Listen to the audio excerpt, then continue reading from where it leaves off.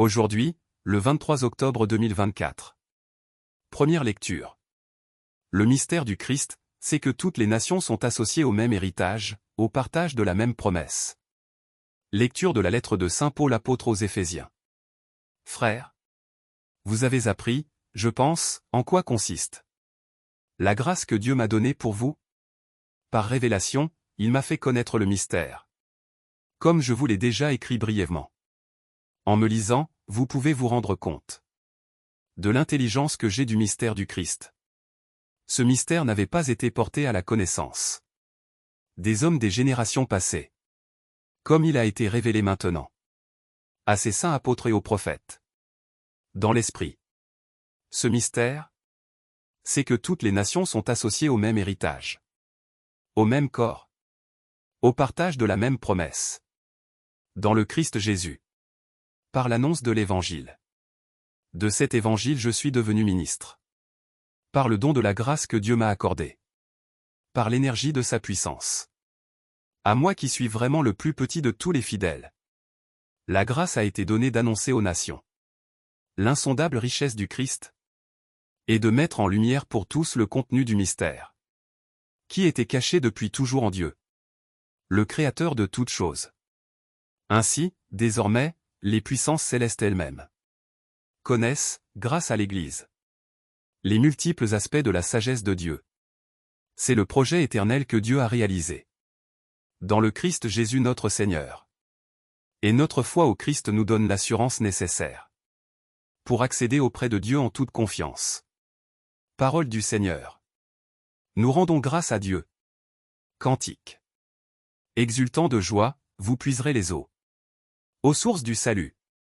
Voici le Dieu qui me sauve. J'ai confiance, je n'ai plus de crainte. Ma force et mon chant, c'est le Seigneur. Il est pour moi le salut.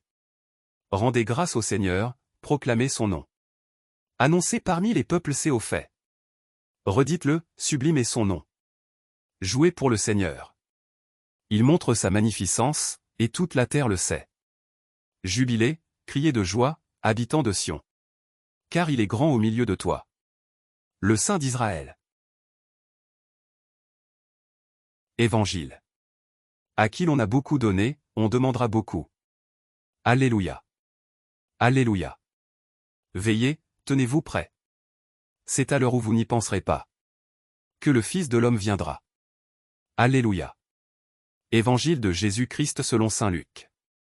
En ce temps-là, Jésus disait à ses disciples: vous le savez bien. Si le maître de maison avait su à quelle heure le voleur viendrait, il n'aurait pas laissé percer le mur de sa maison. Vous aussi, tenez-vous prêts. C'est à l'heure où vous n'y penserez pas que le Fils de l'homme viendra. Pierre dit alors: Seigneur, est-ce pour nous que tu dis cette parabole? Ou bien pour tous?